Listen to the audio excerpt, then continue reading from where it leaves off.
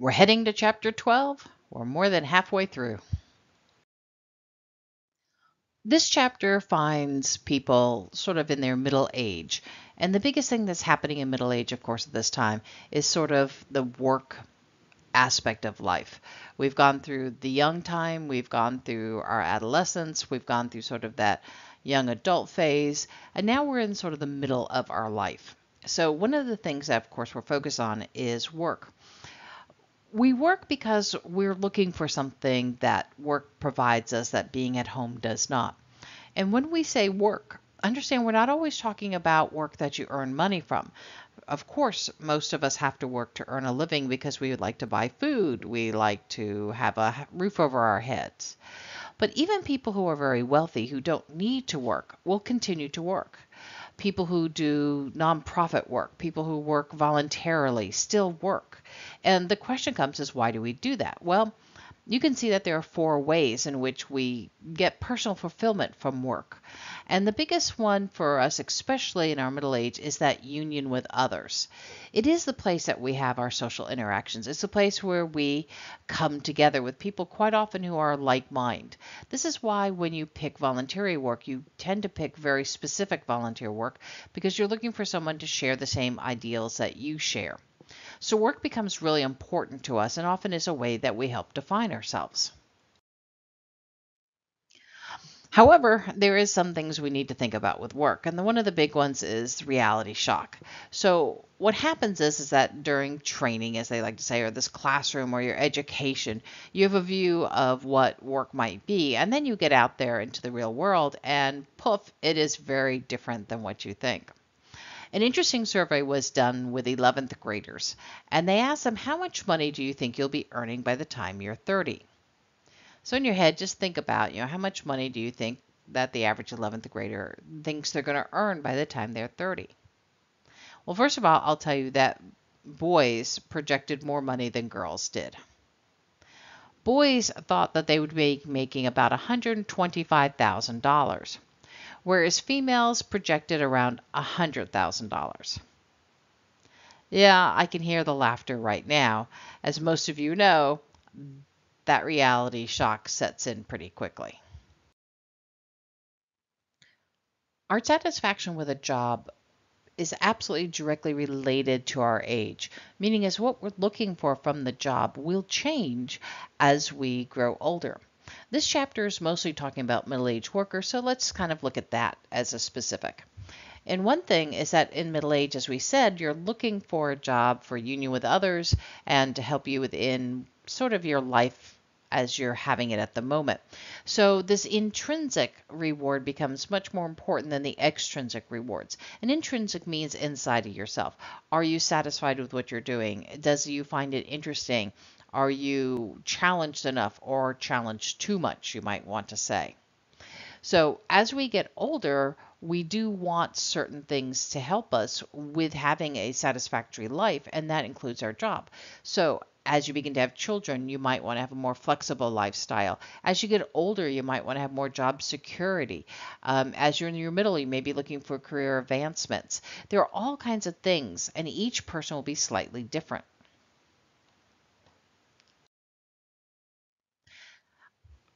Most of you will be going into some sort of a healthcare field.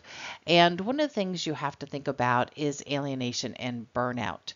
Now, alienation is one where you just don't feel like your boss is basically paying attention to you or even feels that what you do is even looked at. Basically, you can feel that you're beginning to become worthless or devalued with your input. Unfortunately, there's not much you can do about that except for to point out to your boss every once in a while that, you are a good worker and that you are doing things. Bosses occasionally, and I hate to say it, forget people. Basically, you've been there forever and a day. You've been there for 6 years. You do your job without being told what to do. You do a good job. And at that point, the boss basically really isn't paying attention to all the wonderful things you're doing because they can trust that you're just going to do it. It's something we work on a lot with management when we're teaching our students management classes is how to avoid alienating workers by basically ignoring them in a way because you're so satisfied with their job and you're working with the new ones and you're trying to help the bad ones that we will tend to sort of ignore the good ones. Burnout, on the other hand, is one in which basically you are just depleted of energy. And we can work at a high level for a certain period of time, but then after that, burnout will become something that directs our activities. As a healthcare professional, this becomes very important for you to watch for both of these for yourself and to communicate with your boss about these, in part because you are going to be in charge of people's health, whether it's through nursing or it's through psychological work or it's through health service administration. You directly impact the ability for somebody to heal or to get better from whatever diagnosis they have. In nursing, as people feel burned out, they tend to make medical mistakes. So they're looking down at doctor's office orders, and that point MG becomes a point G to them. Or in health service administration, instead of asking for a liver transplant, which would be maybe 1.102, you ask for getting a leg casted because that's 101.12. So the point moves one spot or the other. Or even in psychology, you begin to have too many people who have basically the same issues and you're tired yourself. You've got your own things at home and you don't always perhaps see some of the signs that should be there because of your own job burnout. So it becomes important that you talk to your managers. It becomes important that you talk to your family and friends because if you begin to see the alienation and burnout happening, it becomes critical that you communicate that to others. Most employment places have something that can help you through that. Most employment places try, especially when we're talking about healthcare facilities, to give you an ability to perhaps rotate somewhere or rotate to another aspect of the job for a while to give you that opportunity to sort of rejuvenate, you might want to say.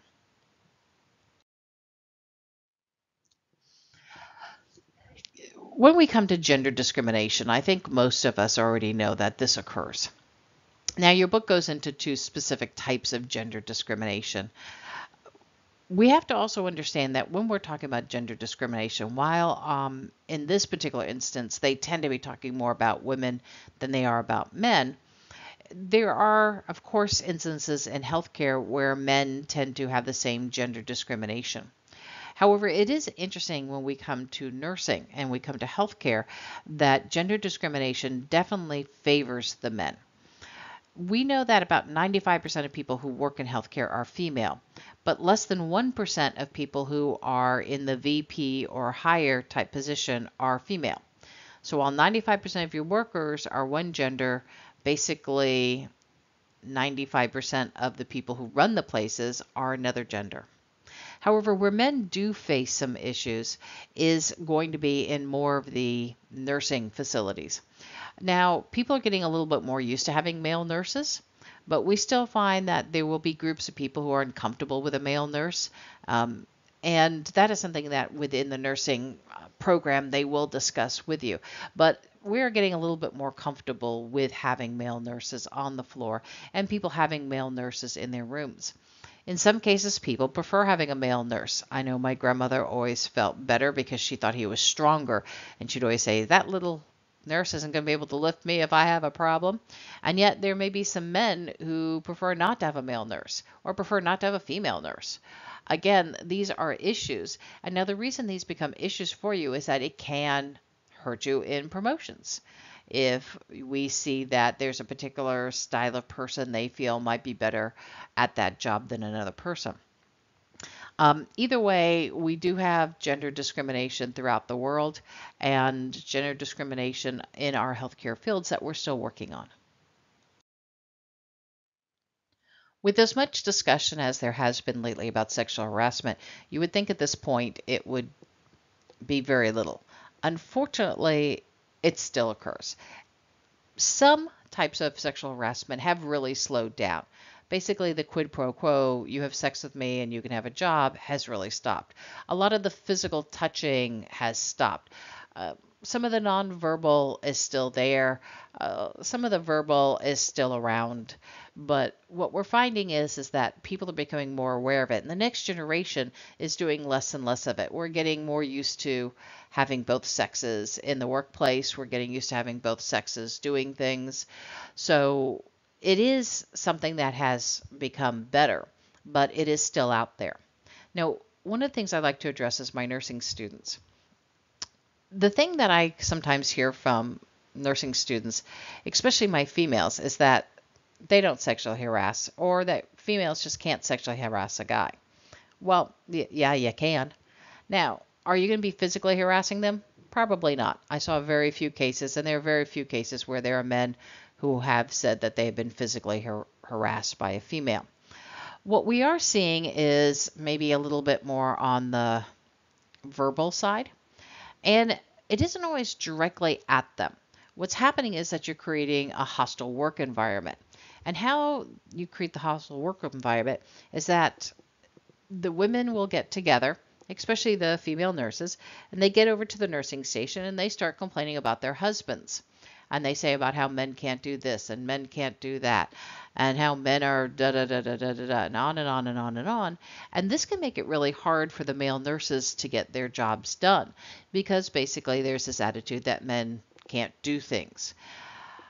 You have to be careful, ladies. That is a type of sexual harassment that is creating a hostile work environment. So if you feel like complaining about your husband, you wait until work is over. You go out with your gal pals, you have dinner, and then you make your complaints. But while you're on the floor, it is probably not appropriate to make complaints about how men can't do certain things. And guys, yeah, can't look up and down the women. You have to be careful as far as asking women out. There's nothing that says you can't ask a woman out, but if she says no, no means no. Also, finally, I always like to make sure that people understand if there is any type of issues at the workplace, you must report it and you must report it quickly. Most workplaces have a process in reporting, meaning is that they have a step-by-step procedure. If you feel that it is your boss who's harassing you, most places will tell you how to go around the boss. The reason why I say this is important is that if later on that there is true sexual harassment and it has affected your ability to do your job, if you have not done the proper steps, you will not have a foot in court. In fact, the EEOC, the Equal Opportunity Commission, will be more than glad to take your employer to court if they do not solve the sexual harassment that you have reported. So what's really important is that if you feel like you're being sexually harassed or any other workplace issue, if you feel there's a pay discrimination issue, if you feel that you've been looked over for a job promotion because of something, you must report it correctly in order to have a footing in the courts. Which brings me to age discrimination. Now, in the United States, we have a law that says if you're 40 years or older, that you are protected from being let go simply because of your age or because of your salary. Meaning is that just because you've been working there for 30 years and you now make a decent salary, but you're 55, they can't just simply let you go because they want to save some money. Age discrimination was something that was very, very common until recently. There used to be some ads that I had, and I don't know where I lost them in one of my moves, that literally would say, anybody over 30, no reason to apply. Only looking for people under the age of 35. As you now know, that is against the law. What has gone into effect is that at 40, you do have some protection as far as the current job you have. They're also not supposed to say they're not going to hire you because you're over 40. But of course, we do know that people will not say that directly. But if anybody ever says that directly to you, you've got a case. The 40 is kind of an interesting thing. One of the things that people thought that they could do and discovered they couldn't is that they would fire somebody who was 60 and then they would hire a 50-year-old. Nope, sorry, it's why you got fired in the first place. So you can't fire somebody who is 50 and then replace them with two part-timers either. So you go from full-time to two part-timers. Basically, the protection was there because we did have a large problem at one point where a lot of older people would get fired, not rehired anywhere. And so we had a lot of people in their 50s and 60s without any income or no possibility of a job. This has really changed the workplace over the years because now older individuals are able to keep their jobs. You do see nurses who are 65 and retiring. You do see physical therapists who are older and getting to retire from their places of work. It used to be you wouldn't see that because they were almost always fired or dismissed or something before that. Now, this does not mean that you automatically get to keep your job when you're 40 or older. There are many reasons why someone can be let go. If you cheat at work or you steal at work, you can still be let go for that. Basically, we can let you go over 40 as long as we have proof that it is for poor work performance and not because of age. Career plateauing is something that does tend to happen around middle age. For a lot of people, as they get a little older, they've reached where they either have an opportunity to get to, or in a lot of times, people have decided, this is where I'm at. I like this. I don't want to go any further. I'll use education as an example. A lot of faculty members get to a point where they're like, I like being the senior faculty member, and I don't want to go on to being a dean. I don't want to go on to being in administration. So career plateauing can be because a person doesn't desire to go up anymore in achievement, and it can also be where there's just simply no more opportunities to move up in achievement. This can be a little difficult for some people. If they enjoy the job they're in, that's great. I enjoy my job and I really don't plan on moving any further than I'm at. I love being a faculty member and probably will never apply to be a dean. But if I wanted to be a dean, then I would have to be able to move campuses, perhaps, or even move who I work for. So it may require me to go back and get some more education. It might require me to go back and get a doctorate. We have to really look at the fact that as we get older workers who wish to move up, that they may need to go ahead and get more education. In some cases, older workers have literally had to start their own companies in order to move up. They had to become their own CEOs, and they've got lots of experience and they've learned lots of things within their industry, and that's allowed them to have that opportunity to become perhaps that CEO that they've always wanted to be.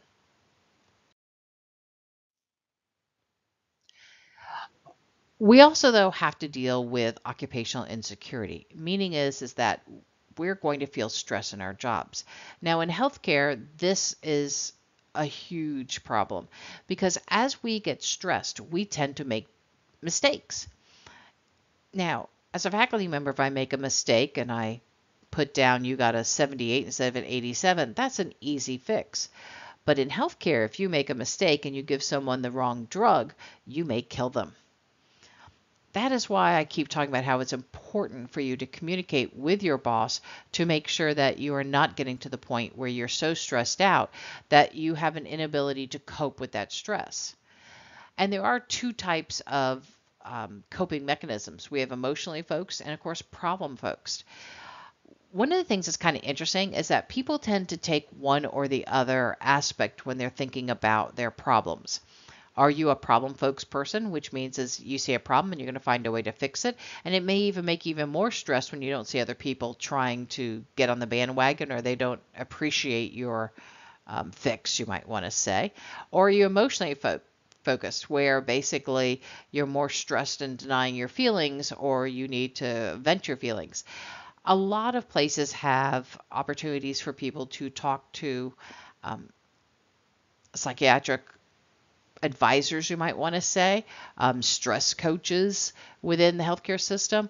This is something that we really greatly have because we do know we need our healthcare workers to be as less stressed as possible, which means that we have to help you find coping mechanisms that are satisfactory and basically fix the problem and doesn't make it worse.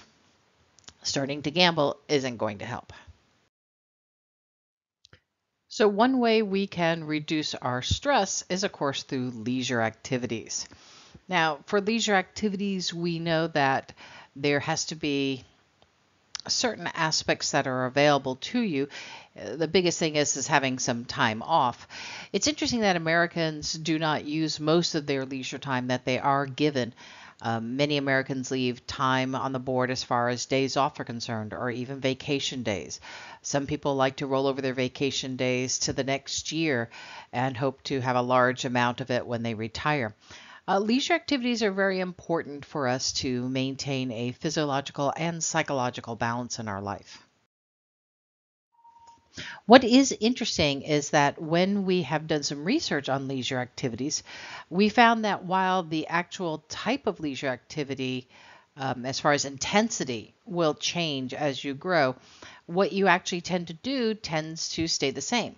So when you're younger, you may go hiking and you may be more likely to climb the rocks and more dangerous type of hikes. And as you get older, you might still like to hike, but you might take an easier hike or more family oriented hike, something that may be a little less physically stressful. So what you find enjoyable when you're young, you will tend to still find enjoyable when you get older. It's just that you'll tend to modify what you're doing. So if you like to travel when you're younger, you may take more extensive travel trips. When you get older, you may go on the cruise, which is a little bit more leisurely. So this is the end of chapter 12. We have a short lecture again this week, and as usual, if you have any questions, just contact me at ramonab@kaiseruniversity.edu.